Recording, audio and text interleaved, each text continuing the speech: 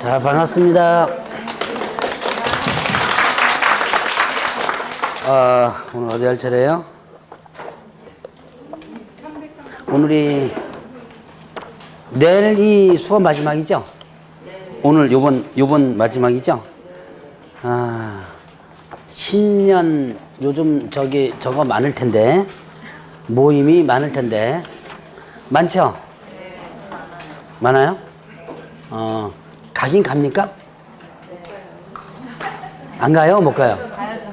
가야 돼요? 저도 오늘 송년회 하나 때문에 부산 내려갑니다.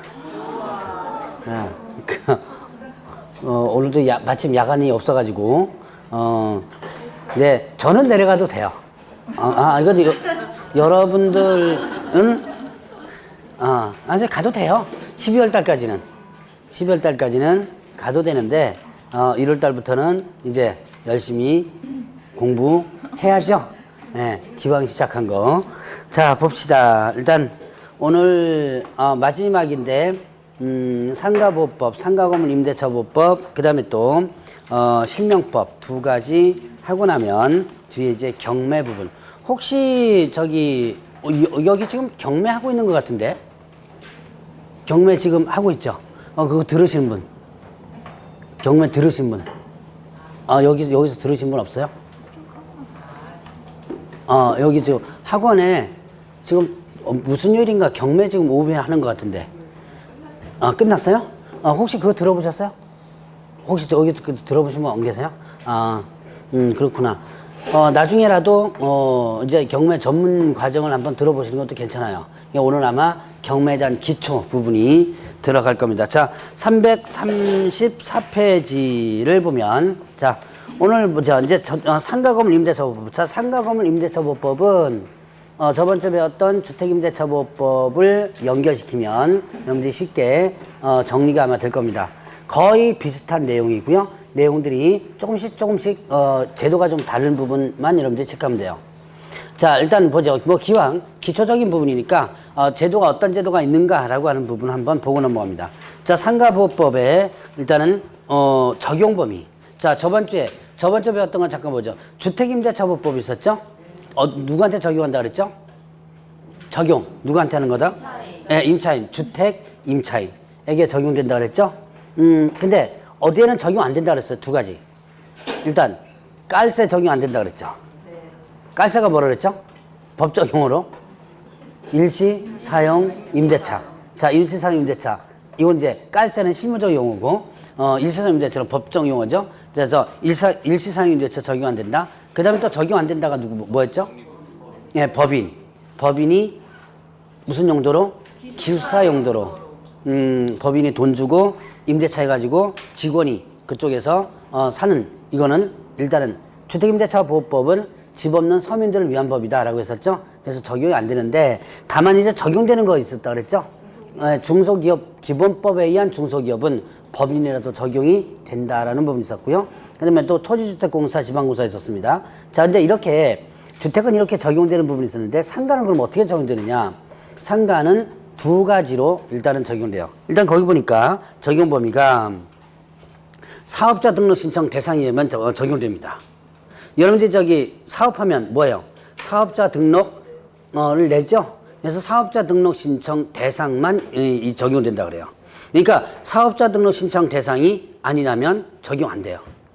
그럼 여러분들이 사무실 같은 거 임대차를 했는데 사업자 등록 신청 대상이 아니라면 뭐가 있을까요? 여러분들이 동문회 사무실 이런 거 있죠. 종친회 사무실. 여러분들 이렇게 지나가다 보면 여러분 무슨 종친회 아니면 동문회 이런 사무실들 있죠. 이런 것들은 사업자 등록 신청 대상이 아니다. 그래서 이건 적용되지 않는다라고 해요. 자, 그러면 또 하나가 있는데 일정 규모 이하의 보증금에 적용된다고 합니다. 기본적으로.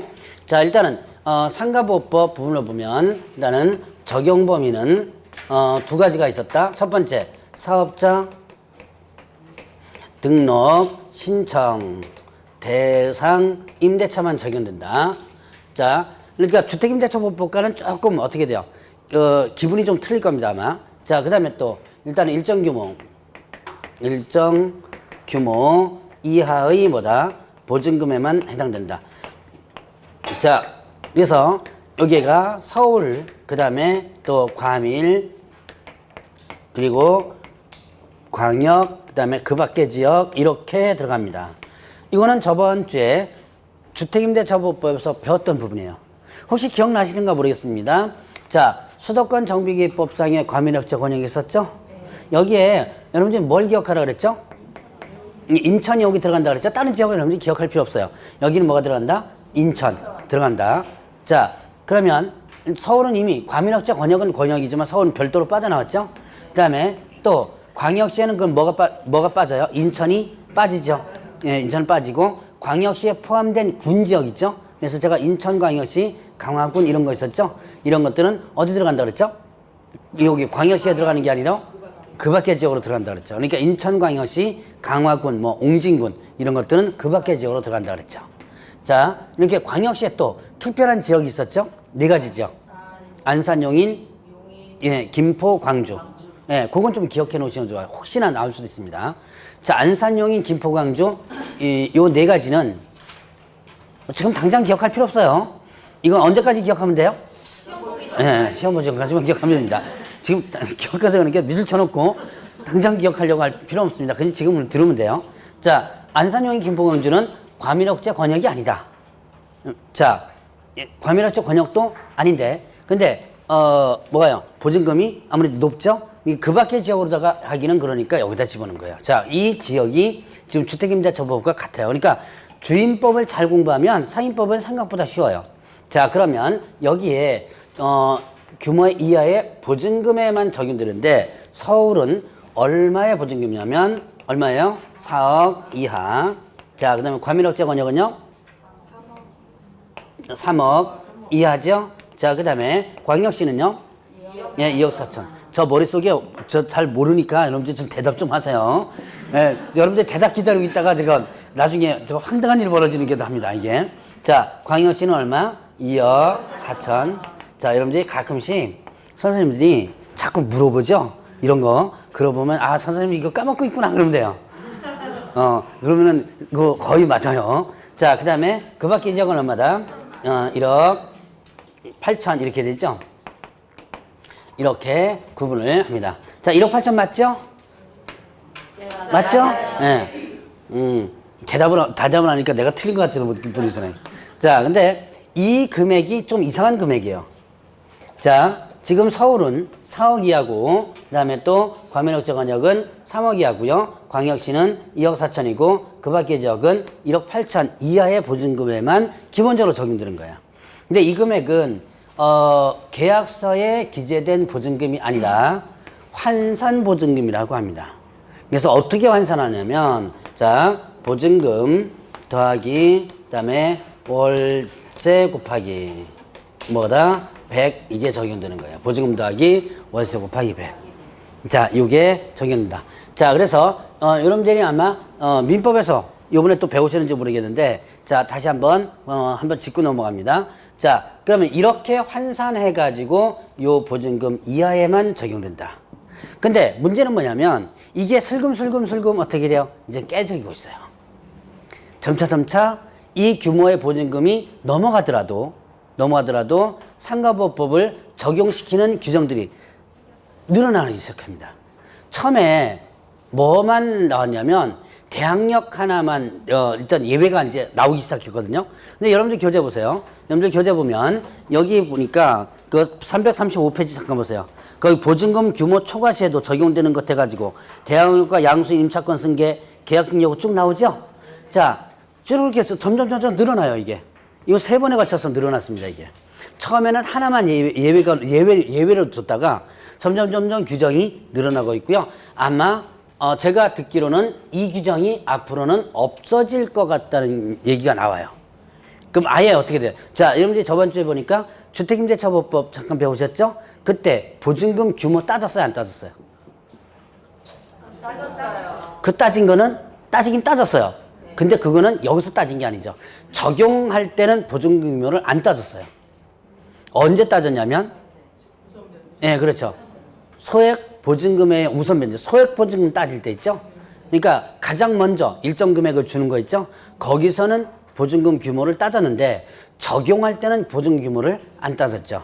그것처럼 앞으로 아마 이게 없어질 가능성이 있다라는 얘기가 나와요. 아마 곧 없어질 것 같은 느낌이 있어요. 조만간 이걸 없애겠다고 해가지고 2년 전부터 없애겠다고 얘기 나왔는데 워낙 그 국회의원분들이 바쁘다 보니까 이걸 아마 못 없애고 있는 것 같았었는데 어쨌든 이게 좀 슬금슬금 처음에는 예외적 규정이 하나도 없었어요. 여기 335페이지 나왔던 그 예외 규정 있죠? 그 규정이 하나도 없이 요 규모가 넘어가면 초과되면요 아예 상가보법이 하나도 적용되지 않았던, 그러니까 상가건물 임대차법 적용되지 않으니까 그럼 뭐만 적용되는 거예요? 민법의 임대차 규정만 적용돼도 했었는데 슬금슬금 예외가 하나씩 튀어나오더만 저만큼 된 거예요. 이제 앞으로 아마 더 튀어나올 수도 있고 아예 없어질 수도 있지만 어쨌든 이렇게 지금은 이 규모 이하의 보증금에만 일단 원칙적으로 적용되는 거다. 뭐 그렇게 여러분들 일단 기억을 해 놓으시고요. 자, 이제 이렇게 적용되는 부분이 있고, 자 그러면 이제 또 대항력, 자 주택임대차법과 한번 볼까요? 비교해서 보겠습니다. 나중에 보면 요 두 가지를 비교할 때가 한번 올 거예요. 자, 주택임대차법의 대항력이, 주임법은 뭐 했었죠? 일단 일주일 전에 배웠으니까 한번 생각해 보세요. 인도와 대항 요건이 있었죠? 인도와 주민등록 전입신고. 인도와 주민등록 전입신고라면 다음날 0시부터 이렇게 했죠? 자, 이제 요때 대항 요건은 이거는 자, 인도와 그 다음에 뭐다? 사업자 등록을 신청한 때 이렇게 됩니다. 사업자 등록을 신청한 때. 요거 사업자 등록 한 때가 아니고 신청한 때요. 대항력 발생 요건이 신청하면 다음날 0시부터. 다음 0시부터. 그러니까 조건만 조금 틀리죠? 요건만 틀리고 주택임대차법과 같다라고 볼 수 있죠. 자, 그 다음에 또 확정일자 보죠. 자, 이제 이게 이제 이 대항 요건입니다. 그럼 이제 이 요건이 갖추면 다음날 0시부터 대항력 발생되는 것은 효력은 주임법과 같아요. 제3자에게 뭐예요? 대항할 수 있다. 자, 그 다음에 확정일자 있었죠? 확정일자. 확정일자는 이거는 효력 같습니다. 확정일자 받으면 후순위 관리자 우선해서 변제받을 수 있다. 뭐 이런 거 있었죠? 자, 내용 저번 주에 배웠던 거랑 거의 똑같습니다. 그런데 차이점이 딱 하나 있어요. 뭐냐면 확정일자를 받는 곳이 틀려. 저번 주에 확정일자 주택임대차법 어디서 받는다 그랬어요? 주민센터. 네, 주민센터, 뭐 법원 등기소라든가, 그 다음에 또 지방법원 지원, 그 다음에 공증사무소, 그 다음에 동사무소 그랬죠. 네, 뭐 이런데 하는데 여기서는 확정일자를 어디서 받는다? 세무서에서 받는다. 뭐 이런 거. 그런 차이점들을 구분을 해보면 됩니다. 자, 그러면 이제 나머지는 여러분들이 이제 그 주택임대차법과 내용이 거의 비슷비슷한 부분들이 있어요. 자, 그 다음에 337페이지 보니까 뭐가 나오냐면 소액보증금에 의한 우선변제.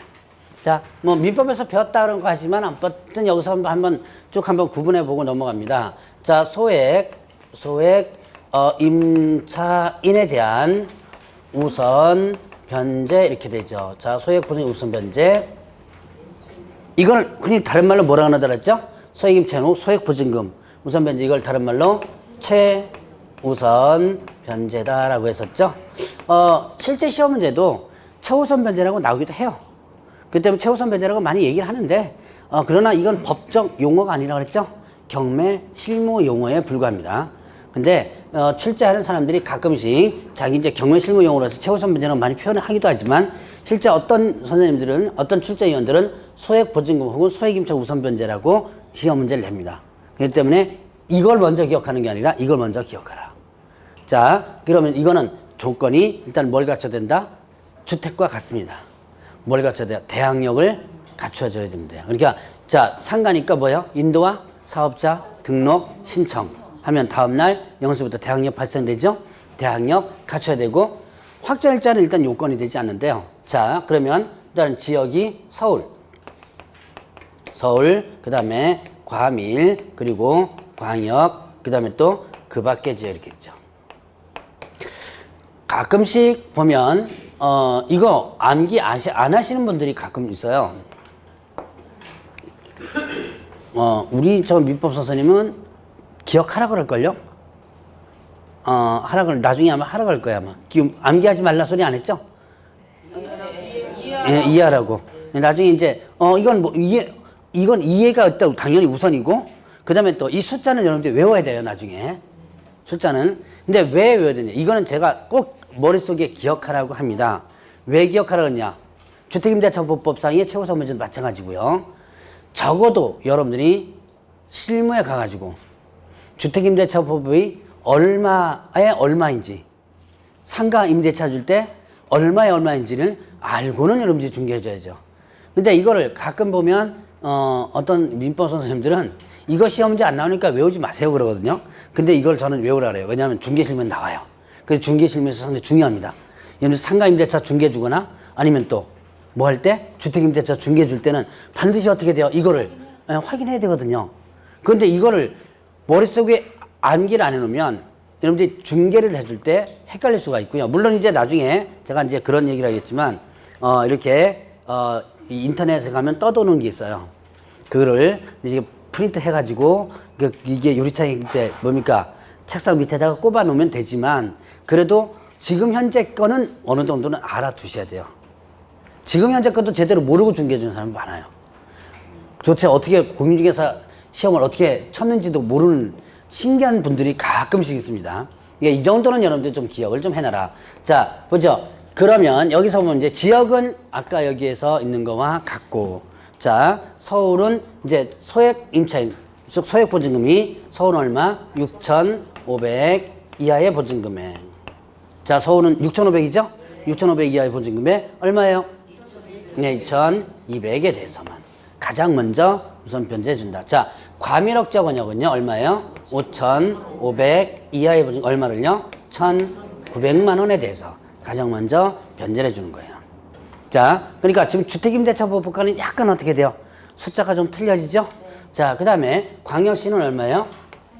3,800 이하의 보증금이 얼마였죠? 예, 1,300에 대해서 그 밖의 지역은 3천만 원 이하의 보증금 얼마를? 1,000만 원에 대해서 가장 먼저 변제를 해주는 거예요.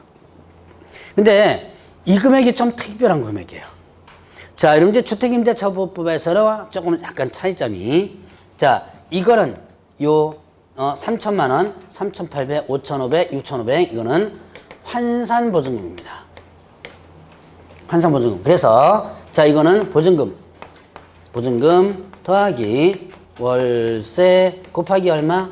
100이 적용되는 거예요.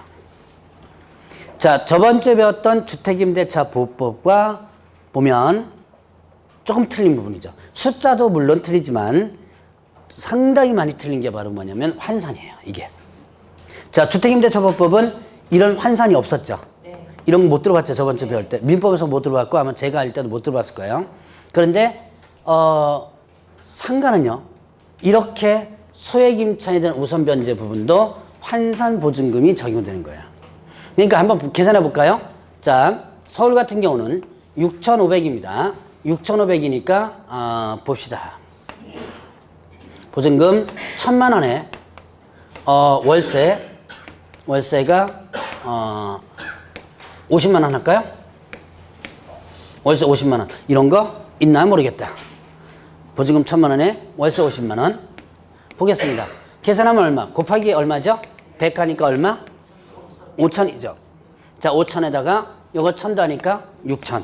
그러면 이거는 어떻게 돼요? 이거는 최우선 배제 대상이 되죠. 그럼 최우선 배제 받으면 뭐에 대해서? 월세에 대해서는 대상이 안 되겠죠? 뭐, 요 1,000만 원, 요거는. 그러니까 여기에 2,000만 원까지는 어떻게, 2,200까지는 받으니까 이건 해당되는 거죠. 그러니까 요런 식으로 곱하기 100 해가지고 하는 부분이. 근데 이거 보증금 더하기 월세 곱하기 100, 조기에도 있지만 이거 어디서 봤죠? 네. 어디서 봤죠? 중개보수를. 네, 맞아요. 여러분들 이거 이미 여러분들 봤어요. 중개보수 계산할 때 월세가 있는 임대차 있죠? 월세가 있는 임대차일 때 바로 이게 그대로 적용되는 거죠. 자, 그래서 이게 여러분들이 여기에도 써먹는 거다는 얘기예요. 그래서 이게 상가는 또 왜 이렇게 환산이 적용될까요? 아무래도 상가는 뭐가 많아요? 월세가 많죠. 근데 사실 주택도 요즘 뭐가 있어요? 월세가 있죠. 땀이 난다. 덥죠?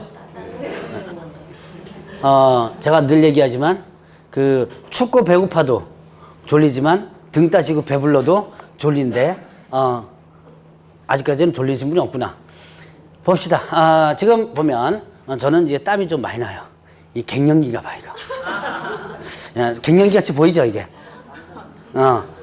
여러분들도 아마 갱년기 되면 근데 저보다 나이 많으신 분들 좀 있을 것 같은데. 자, 근데 이게 왜 이렇게 됐냐? 바로 뭐 때문에냐면 월세 때문에 그래요. 근데 주택도 이제 문제가 생긴 거예요. 주택도 뭐가 있죠? 주택도 지금 계속 월세 나가죠. 문제가 심각한 것이 있어요. 자, 보죠. 제가 저번 주에 예를 하나 들었었는데, 자, 5천만 원에 월세 700만 원. 이거 한번 들었었죠? 그 실제 중개를 해줬던 사례입니다. 어디냐면 용산역에서 보면 이쪽인가에 이 40층짜리 아파트가 있는데 거기에 실제 이런 사례가 있어. 50 몇 평인가 60 몇 평인가 된대요. 그럼 이게 과연 5천만 원이면 어떻게 돼요? 보증금으로 따지면 최우선 변제 대상이 되죠? 예. 서울은 1억 이하죠. 1억 이하에 얼마죠? 3,400. 돼요, 이게 대상이. 근데 과연 이 사람들 집 없는 서민이고 이 사람들을 보호해줄 대상이? 그렇죠. 근데도 실제로 이 사람들 나중에 최우선 변제 신청하면요, 줘야 돼요.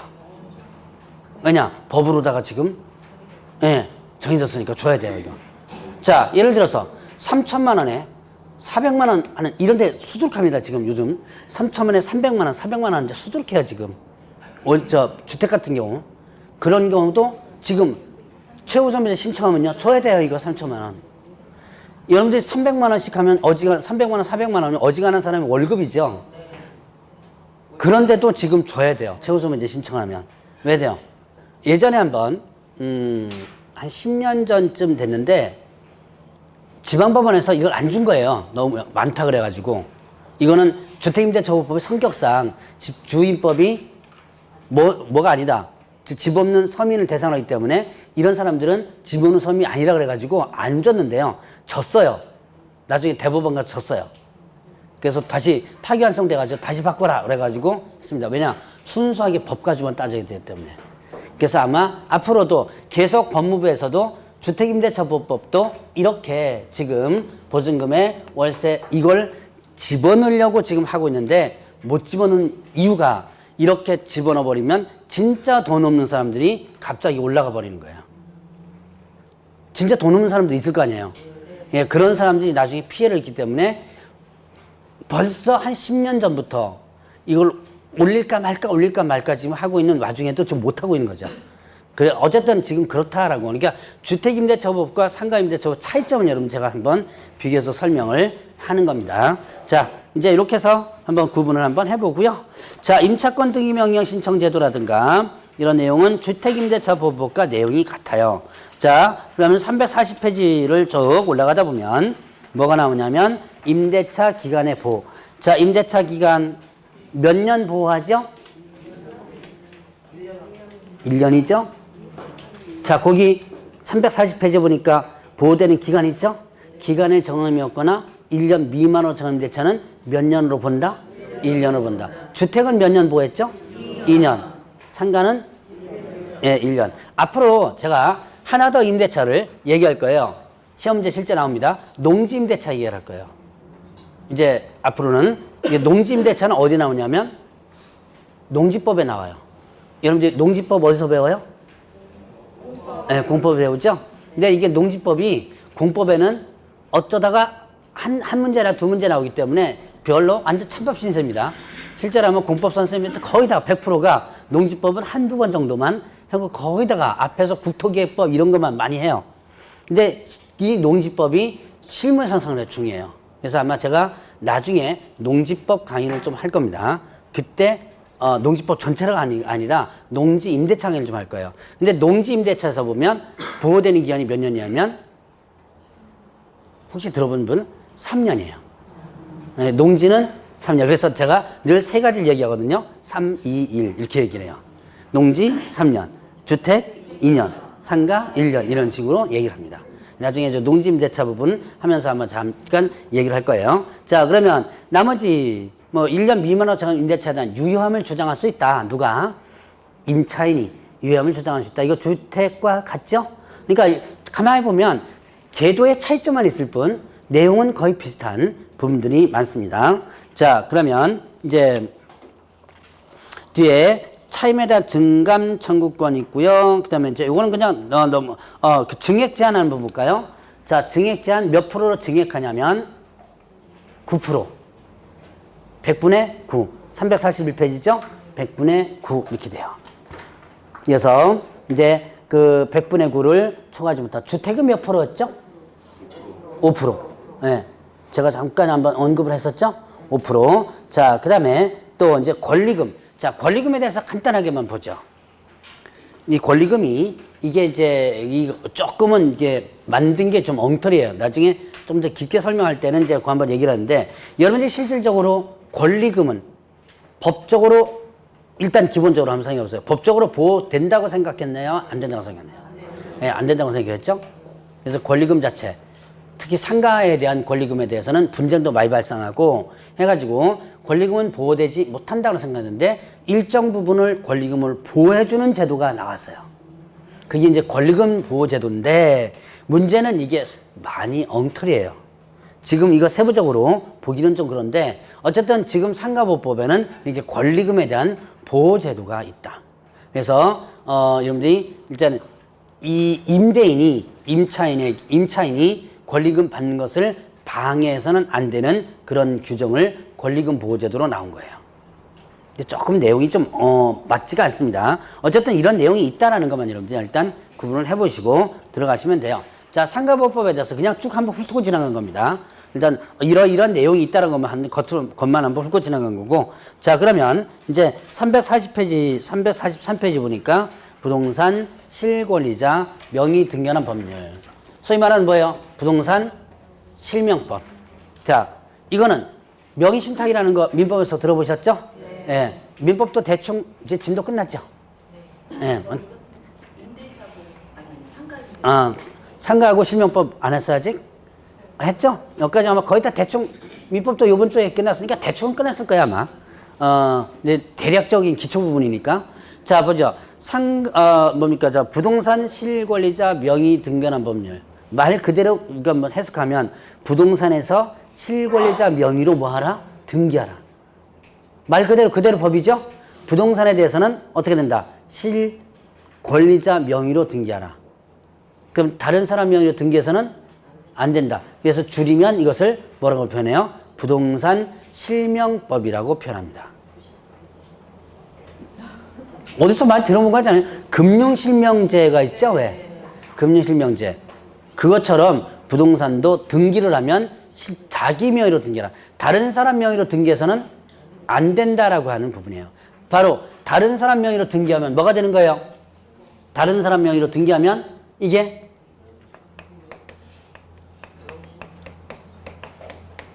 명의 신탁이 되는 거죠. 바로 이 법은 뭐를 막아놓는 법이냐면 이거를 막기 위한 법이에요. 명의신탁 들어보셨죠? 네. 아마 다들 한 번씩 하고 있을 거예요. 동생 명의 뭐 이렇게 혹시 뭐 그거 해놓지 않았어요? 혹시 분명히 다 했을 텐데. 아마 한 분들은 아마 많을 거야 아마. 자, 그러면 명의신탁은 이게 뭐예요? 실권리는 내가 보유하기로 하고 등기는 누구 면허냐? 다른 사람 면허냐? 이때 다른 사람은 나 외에 다른 사람이에요. 나 외에 다른 사람. 물론 이제 부분은 조금 예외가 부분이 있긴 있지만, 자, 나 외에 다른 사람 명의로 해서는 안 된다. 이제 나 외에 다른 사람 명의로 하면 이게 뭐가 되냐면 명의 신탁이 되고. 이거 왜 해요? 명의 신탁.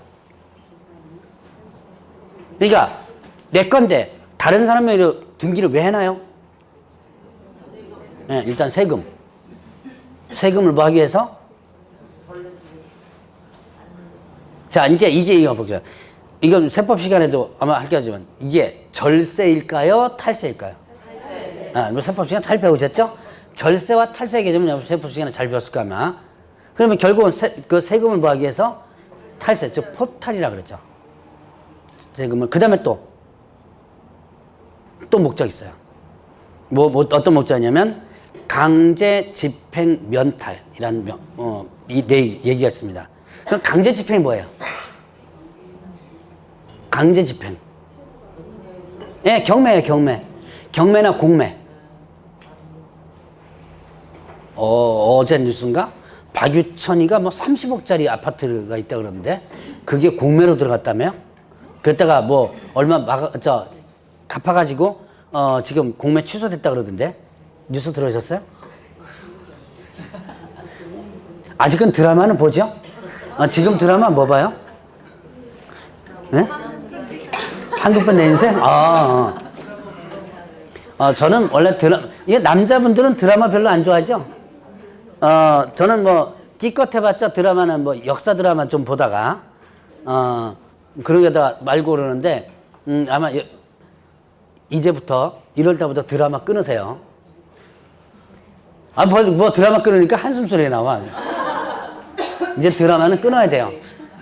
왜 드라마 끊어야 되냐? 드라마를 안 끊으면요 공부할 시간이 없어져요. 왜 없어져요? 그 시간대 되면 무조건 어떻게 돼요? 봐야 되니까. 그 여운이 1시간은 갑니다. 드라마를 한번 보면 여운이 1시간 가요. 그럼 최소한 공부할 시간이 2시간에서 3시간은 없어져요. 이제 그 다음에 또 이제 수업 시간에도 제가 어떻게 될까 뭐 이런 거 있죠. 왜? 이런 거 자꾸 생각하고. 이 때문에 이제 드라마는 가능하면이 아니에요. 무조건 끊어야 돼요. 드라마 무조건 끊고 뭘 보냐? 뉴스 좀 보세요. 뉴스.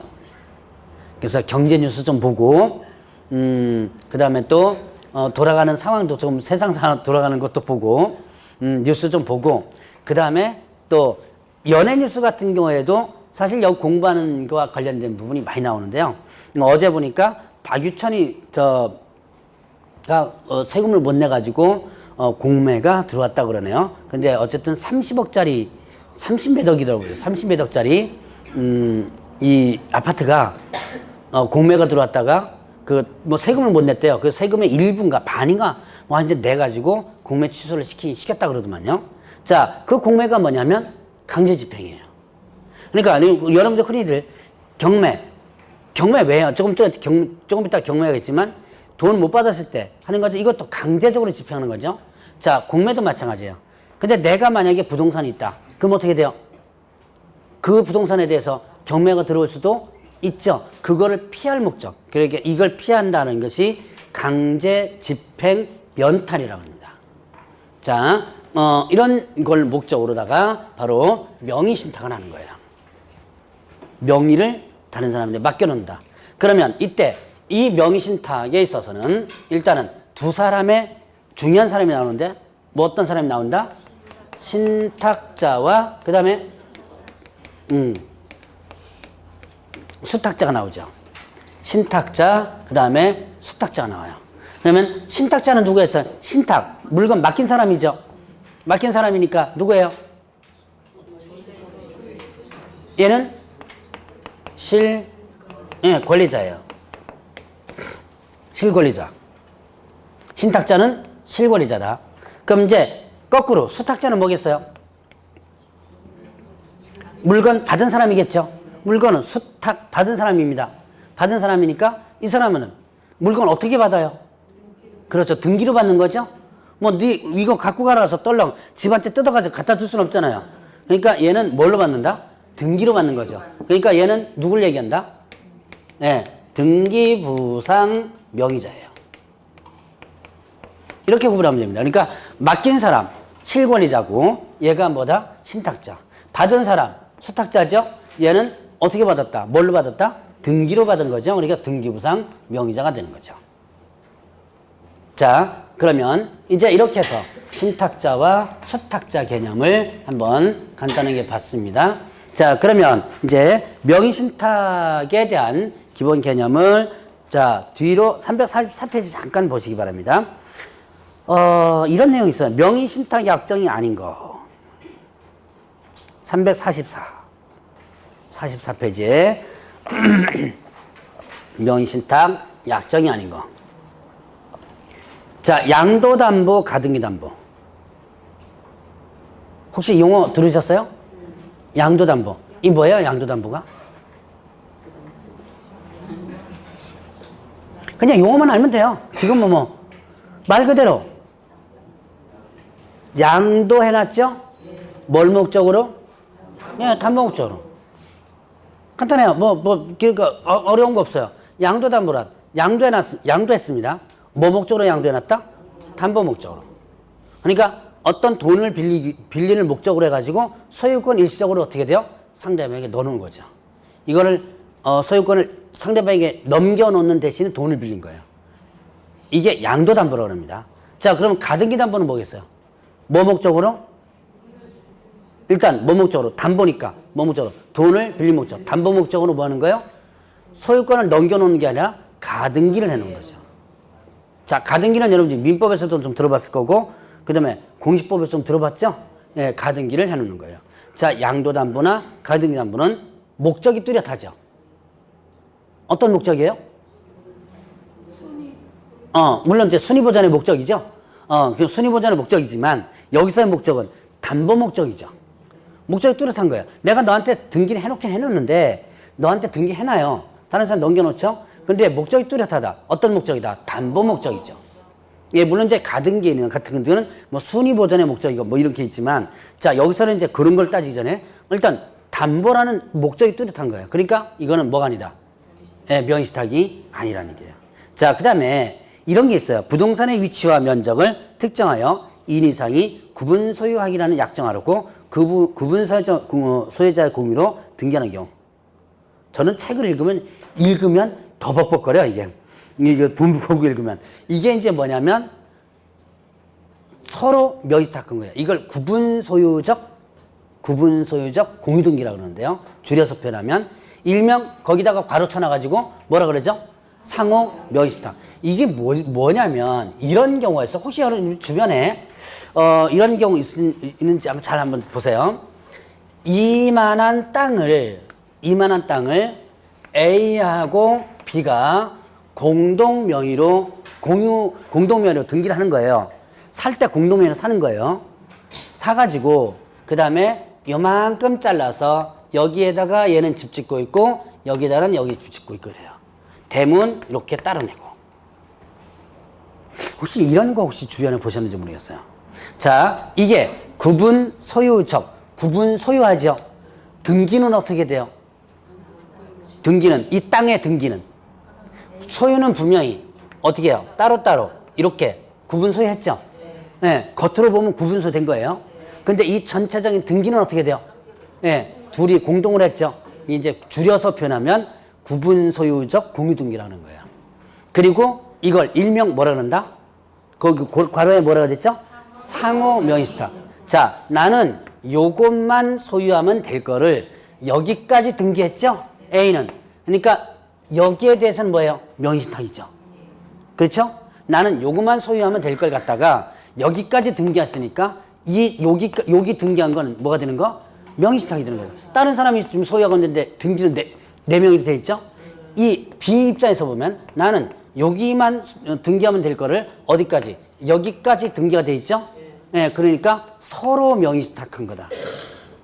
무슨 얘기인지 아시겠죠? 그래서 이거를 뭐라 한다? 상호 명의신탁. 그러나 이건 이미 서로 명의신탁이 돼 있는 부분이고 되기 때문에 이거는 이 명의신탁, 여기에 있는 명의신탁에 해당되지 않는다 그래요. 자, 그래서 요런 내용이 있었고요. 그 다음에 신탁 때는 신탁법이나 이런 이제 신탁 재산들 있죠? 이건 합법적으로 신탁하는 거예요.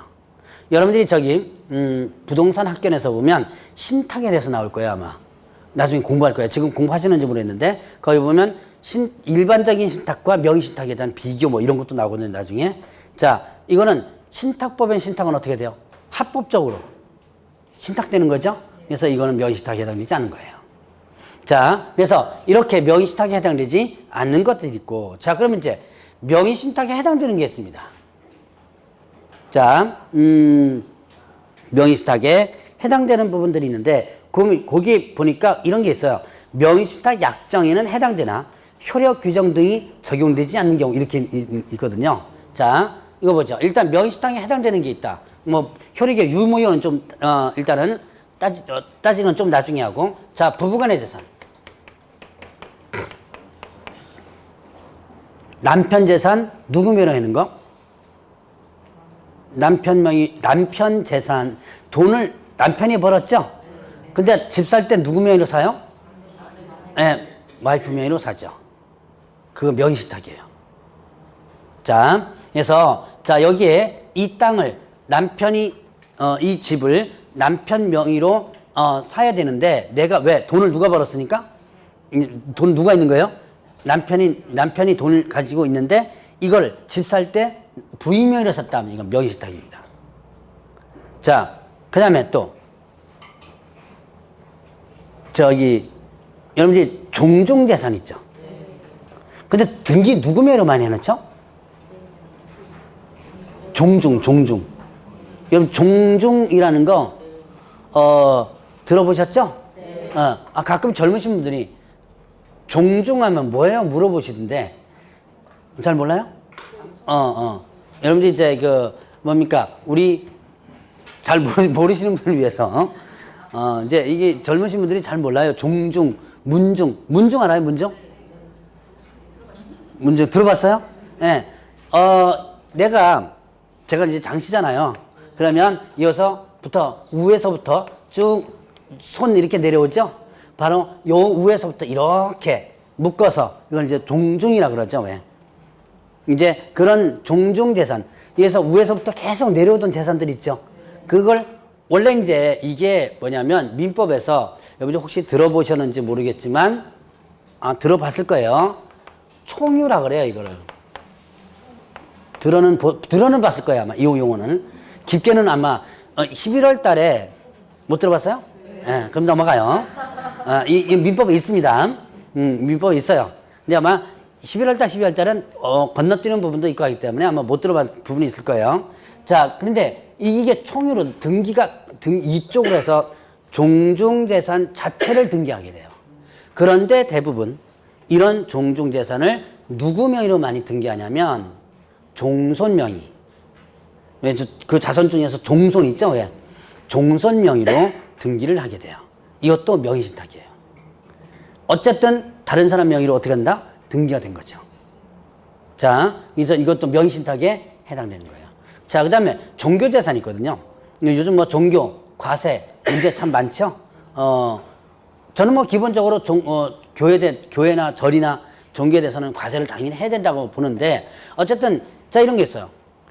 교회에 있는 교회도 보면 교회로다가 전체적으로 등기가 가능하다. 이게 교회 재산도 하나의 총유라고 하는데요. 나중에 이제 다 민법에서 배울 거예요, 아마. 근데 이거를 여기 있습니다. 교회를 보면 왜 뭐가 있어요? 유치원 이런 거 있죠, 왜? 이런 거를 교회 재산에다 넣어버리는 거예요. 자, 그런 거 다 일단 명의신탁이고 아니면 작은 교회 같은 경우는요. 여러분들 이제 개척교회라고 많이 하죠. 근데 그 개척교회 같은 경우는 그 교회 재산이나 이런 것들을 목사 명의로 해놓은 경우가 있어요. 실제로 있어요. 목사 명의로 해놓은 경우. 그것도 모두 일단 명의신탁이에요. 자, 일단 명의신탁하면 좋은 것 같아요? 나쁜 것 같아요? 당연히 나쁘죠. 예. 그런데 이제 요 세 가지는 이제 예외가 있어요. 자, 그러면 명의신탁은 나쁜 거다. 그래서 이거는 여러분들이 민법에서 명의신탁은 들어봤죠? 일단, 자, 효력 규정이에요? 단속 규정이에요? 아직까지는 대답이 안 나오죠? 예. 일단 들어서 기억하시는 분도 있을 것이고, 예. 일단은 명의신탁은 무효다. 자, 이거 효력 규정과 이런 게 있습니다. 효력 규정과 단속 규정이 있는데, 이게 뭐냐면, 효력 규정은 이거를 위반하면 무조건 무효예요. 무효를 따지는 것이, 유무효를 따지는 것이 효력 규정이에요. 단속 규정 같은 경우는 무효는 아닌데, 네, 그건 유효죠? 근데? 그렇죠. 처벌받는다. 법에는 위반되는 거예요. 그래서 이 단속 규정이 가장 대표적인 것이 뭐냐면 중간 생략 등기라는 게 있어요. 그런 게 들어는 본 것 같아요? 한 번씩 들어봤죠? 예, 그냥 듣고 넘어가세요. 지금 깊이는 못 들어갑니다. 왜냐하면 이거 다 민법에서 배워야 될 부분이기 때문에 저 민법 잘 모른다 그랬죠? 모릅니다. 저한테 민법 물어주지 말라 그랬어요. 그래서 조금 더 이제 민법 시간에 다 일단 배울 거예요. 자, 명의시탁 약정은 일단 무효입니다. 자, 약정 자체도 무효지만 또 뭐가 무효되냐면 등기 이쪽으로 등기 넘겼죠? 그 넘어간 등기도 무효가 돼요. 그러니까 약정 무효가 되고 등기도 무효가 된다. 자, 다시 한번. 명의시탁은 일단은 좋은 게 아니고 나쁜 거죠? 그렇기 때문에 명의시탁 약정 자체가 어떻게 된다? 네, 무효이고요. 명의시탁 약정 자체가 무효고 명의시탁 약정에 의한 뭐도요? 네, 등기도 무효가 돼요. 제가 조금 이따가 어떤 식으로 명의시탁 하는지 유형만 그림만 아마 간단하게 보고 넘어갈 겁니다. 그러면 이제 보죠. 아까 보니까 제가 뭐 세 가지 있었죠? 명의시탁이라 했던 거. 부부. 그 다음에 종종. 그 다음에 종교 이렇게 했죠. 자, 부부간의 재산, 남편 재산 누구 명의로 등기해 놓는 거? 부인 명의로 해 놓는 거. 자, 종중은요? 종중재산. 여러분들이 왜 종중임야라든가 뭐 이런 거 있죠? 왜? 그런 것들을 종손명의로 대표자라고 하기도 하고 종손명의로 해놓는 거. 이런 것들. 자, 그 다음에 종교재산. 자, 예를 들어서 교회를 운영하는데 유치원은 별도로 병설 유치원을 운영하죠? 그런 것들을 교회재산으로도 하거나 아니면 교회 재산을 목사 명의로 해놓거나 이건 뭐가 된다? 명의시탁에 해당된다. 자, 그런데 이게 아까 금방 뭐라 그랬어요? 명의시탁은 법적으로 무효라 그랬죠. 이론은 물권 변동, 즉 등기도 무효라 그랬죠. 그런데 여기에서는 어떻게 된다? 이거는 자, 어떤 목적일 때? 자, 조세 포탈이라든가 그다음에 또 강제집행 면탈 이게 뭐라 그랬어요? 강제집 피하는 거라 했죠? 요 목적이 아닐 때 이때는 자 유효하다. 자, 명의시탁 약정과 그 다음에 등기가 유효하다. 그래서 여러분들이 남편 재산 여러분들 많이 이거 해놓지 않아요? 여기 계신 분들 중에서 몇 분 있을걸요? 남편 명의를 누구 명의로 해놔요? 예. 다 낼 거예요? 그럼 남편이 하나도 안 벌었어요? 너무 심하다. 저도 지금 집 없습니다. 나가라면 나가야 돼요. 집 없어요, 저도. 근데 이거는 어떻게 된다? 약정 등기가 모두 뭐 된다? 유효하다. 뭐 목적이 아니라면 이 목적이라면. 그래서 여러분들이 남편 명의의 재산을 부인 명의로 등기를 해놔도 관청에서 안 쫓아오는 거예요. 이게 만약에 순수하게 명의시탁이다 라고 한다면 관청에서 쫓아옵니다. 왜 이렇게 등기를 하는지 쫓아오죠. 근데 이게 명의시탁이라 하더라도 이런 목적이 아니라면 이게 안 되기 때문에 유효하기 때문에 안 쫓아오는 거예요. 자, 그래서 이렇게 이제 명의시탁과 관련된 기본적 개념을 한번 설명드렸고, 그러면 유형을 봐야 되는데 좀 쉬었다 하시죠? 쉬었다가 여러분들이 저기 346페이지에 유형을 갖다 보죠.